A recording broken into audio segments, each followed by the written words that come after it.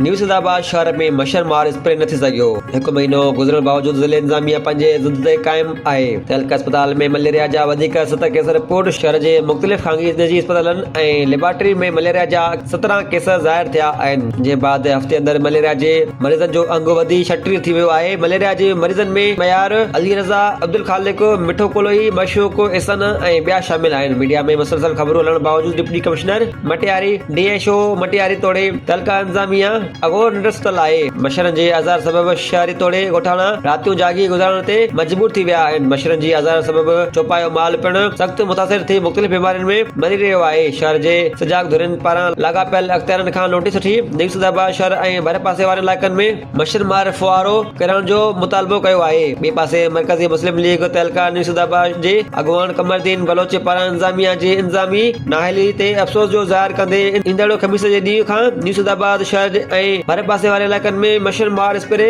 करण जो ऐलान कयो वियो आहे।